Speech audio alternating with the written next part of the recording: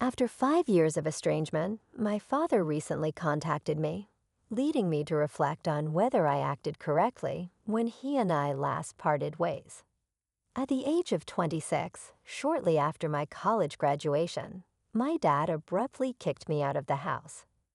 This sudden decision followed accusations made by my stepmother and stepsister, who claimed I had stolen my stepsister's college savings. This event was the culmination of ongoing tension since my father had remarried. My parents divorced when I was 7, and by the time I was 15, my dad began dating Ellie, my future stepmother. Ellie was a widow with a daughter, Sophia, who was 4 years younger than me. From the first meeting, I sensed a reluctance from Ellie and Sophia to accept me, a feeling that persisted and grew over the years. Although I moved out for college, my visits home were fraught with discomfort as Ellie and Sophia's coldness became increasingly apparent. My father, however, believed they harbored no ill feelings towards me, which only deepened the divide between us. Upon graduation, I returned home with plans to save money for my own place. I hoped to discuss the palpable hostility I felt with my father, but he dismissed my concerns, convinced of Ellie and Sophia's affection towards me. However, it didn't take long to see that their disdain was quite real. Matters escalated when Ellie and Sophia accused me of a grave misdeed. After a day spent house hunting to escape the toxic household atmosphere, I returned home to a grim scene. My father, clearly upset, immediately ordered me to leave, accusing me of stealing Sophia's college fund. Ellie amplified the accusations, falsely claiming I had misused access to a financial account meant for emergencies. Confused and hurt by the accusations, and my father's readiness to believe them without hearing my side of the story, I was forced to leave, severing ties. Now, after years of reflection and silence from my father, the sudden reconnection brings these old wounds to the forefront, prompting me to question the past and whether I handled the situation as best as I could. I had no idea why my stepmother Ellie accused me of using money meant for her daughter. She claimed I had splurged on expensive brands, funding a shopping spree with cash set aside for Sophia. This was completely false, yet she convinced my father by planting the purchased items in my room. My protests fell on deaf ears. My father had already sided with her, having found the stash under my bed earlier. When I suggested verifying the accusations with the bank, my father refused, convinced of my guilt. He labeled me a thief, and despite my efforts to prove my innocence, he wouldn't listen. Heartbroken and maligned, I moved out, lost contact with him, and struggled financially for a while. However, I eventually found my footing, built a comfortable life, and even planned to buy a house. For 5 years, I avoided any contact with my father's side of the family. During this time, my mother supported me, having severed ties with him due to his treatment of me. Then, unexpectedly, my father showed up at my new home seeking forgiveness. He had finally learned the truth. Ellie had concocted the whole scenario to cover her misuse of funds meant for her daughter's college. She had bought lavish items for herself and her daughter, then framed me to make my father pay for the expenses, fearing he would see her as a gold digger. Recently, after a dispute with her parents, they revealed everything to my father, exposing Ellie's manipulation. Now understanding the full extent of her deceit, my father was asking for a chance to make amends. It turned out that my stepmother had been using me as a pawn in her scheme to secure her financial future without exposing her own extravagances. My dad recently told me that he had filed for divorce from Ellie a few weeks ago with the assistance of his old lawyer. Now he was looking to mend our relationship. During our conversation, he mentioned that he knew one of my friend's fathers was a well-respected divorce attorney. My dad hoped I would help him connect with this attorney and possibly negotiate a reduced fee, because Ellie and her lawyer had crafted a very biased divorce petition. He seemed to believe that an apology might smooth things over, and then he could ask for my help as if nothing had happened between us. The audacity of his request left me so flabbergasted that I couldn't help but laugh before firmly closing the door on him. The idea that after everything, he would simply expect me to assist him was absurd to me. If he needed a lawyer, he should reach out himself and pay the standard fees like anyone else would. His current lawyer's reluctance to handle the messy divorce due to complications and impending retirement was not my burden to bear. After shutting the door, I warned him to leave or I'd call the police. I thought that was the end of it until my mother called. To my surprise, she criticized my decision not to help him. She argued that everyone makes mistakes, including my father, and that it wasn't fair to hold him to a higher standard just because he was my dad. While I understood that people make mistakes, my issue was deeper. It stemmed from his choice to trust Ellie over me, his own daughter, and the hurtful things he had said when he drove me out of our home. Despite it all, he hadn't come just to apologize. He also came wanting my help. I suspected if he hadn't needed something, I wouldn't have seen him at all. It took him 5 years to acknowledge his mistake, and now he was back not just to make amends, but to ask for a favor. I tried to explain to my mother that my reluctance wasn't about his past mistakes, but about how he had prioritized Ellie over me, causing significant emotional pain followed the conversation with my mother.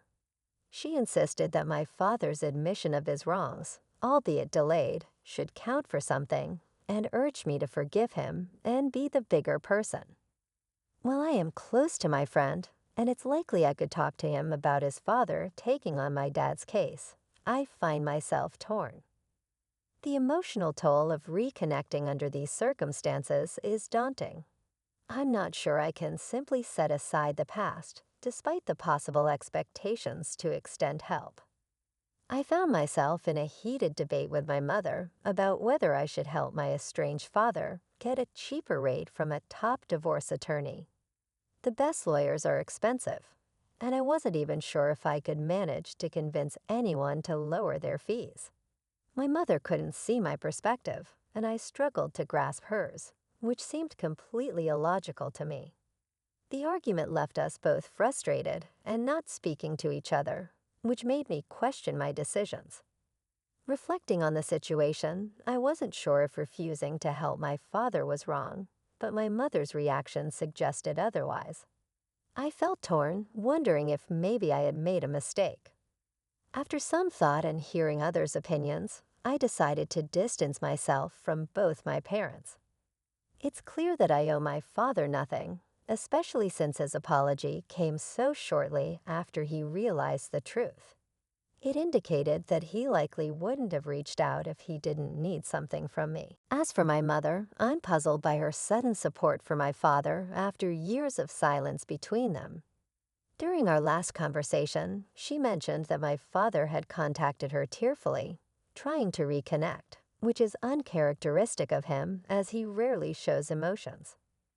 This was enough for her to listen to him, which led to her finding out about his attempt to apologize to me. Despite this, she claimed they hadn't been in contact for the past 5 years, which I find hard to believe. The whole scenario made me realize that perhaps my mother doesn't understand me as well as I thought. If she truly knew me, she wouldn't have expected me to forgive my father so readily. For now, I've resolved to keep my distance from both my parents. It's been easy to avoid my father since I've been doing it for 5 years. But distancing myself from my mother will be much harder. She has been my main family connection for years, and losing that bond pains me. I plan to give her a week to reflect and possibly apologize for her reaction. If not, I'll have to accept that my relationship with her may be another casualty in this ongoing family strife. It's a tough situation, but there's not much more I can do. I need to protect my own emotional well-being and move forward, with or without their understanding. I've given my mother a week to reconsider her stance and potentially apologize. If she can acknowledge where she might have misunderstood me, that would be wonderful. However, if she doesn't come around, I am facing the heart-wrenching possibility of having to sever ties permanently. The thought alone is deeply upsetting, but I must prioritize my own well-being. Before the week was up, my mom reached out, not with an apology, but with a request to visit and talk things through in person, hoping for reconciliation. I agreed. When she arrived, she initiated the conversation by admitting she might not have fully tried to understand my perspective during our last discussion. Encouraged, I repeated my feelings, hoping it would pave the way for her apology so we could put this behind us. However, instead of apologizing after hearing me out, she suggested I have the same discussion with my father. She believed that if I could explain myself with composure, it might help mend things. She reminded me that despite his mistakes, believing I had misused Ellie's money, he had protected me from legal consequences, which in her view showed he still cared. She pressed that I should at least offer him an explanation, insisting that I was raised to be kind and understanding. I was disheartened and told her that she really didn't know me as well as she thought. I felt no obligation to forgive or explain anything to my father, given his past actions. I was hurt that she hadn't apologized for her part in this, and I told her I would only be willing to communicate further if she was ready to genuinely apologize. As our conversation became more tense, she became visibly nervous and admitted she couldn't leave without fulfilling a promise to my father to persuade me to talk to him.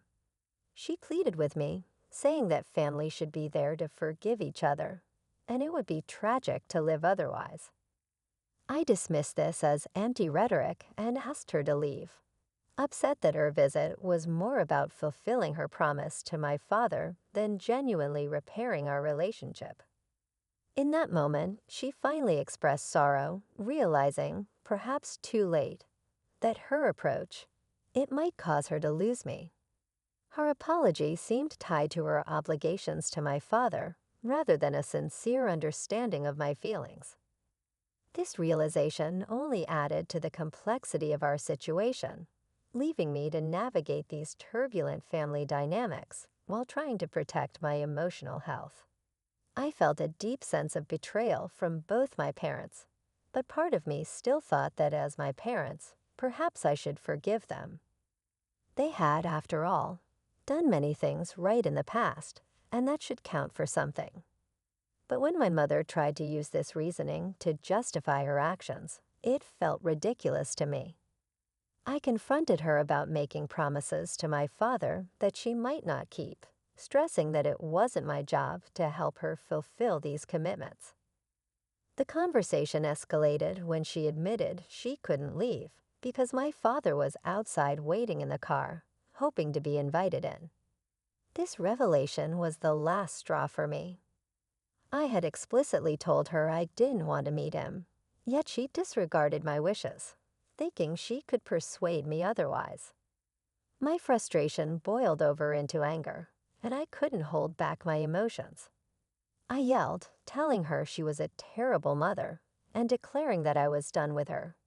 Despite her tears and apologies, my mind was made up. The argument dragged on for about 15 minutes before she finally left. As she did, I warned her that any return visit from her or my father would prompt me to call the police. After she left, I even considered speaking to a lawyer about obtaining a protective order against them. Then, out of nowhere, another unexpected event unfolded today that added to the chaos. I was enjoying a day off at home, planning a quiet day when Ellie and her daughter, Sophia, appeared at my doorstep. Initially, I was ready to send them away immediately and even started to dial the police. But Ellie quickly interjected, insisting she wasn't there to cause trouble, but rather to reveal some truths about my father and explain why my mother had suddenly sided with him after years of silence. Her presence was as unpleasant as ever, and initially I had no desire to hear her out. Yet something she mentioned about my mother caught me off guard and piqued my curiosity. Reluctantly, I listened as she stayed outside, refusing even to enter my house. Ellie shared that a couple of weeks ago, her parents had disclosed some critical information about the incident that had happened 5 years ago to my father, which sparked a series of unexpected revelations and confrontations. This twist in the story was surprising.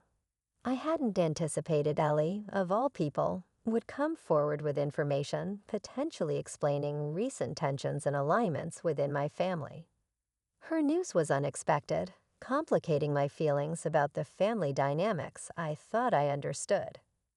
Ellie revealed that she had stopped sending money to her parents because my father was no longer giving her the kind of financial support she wanted. She had grown too greedy, and when the funds dwindled, she started investigating. Her snooping led to a shocking discovery. My dad was having an affair with my mother, and she suspected he was stashing money in preparation to leave her. Determined not to be left empty-handed, Ellie decided to stay with him, planning to initiate the divorce on her own terms. Eventually, however, my dad uncovered her plan, sparking a massive fight that exposed their true motives to each other. Under normal circumstances, my dad could have easily divorced Ellie without much loss. But his own infidelity complicated things. Ellie hadn't worked in 10 years, and she crafted a divorce petition to her advantage, which my dad contested fiercely.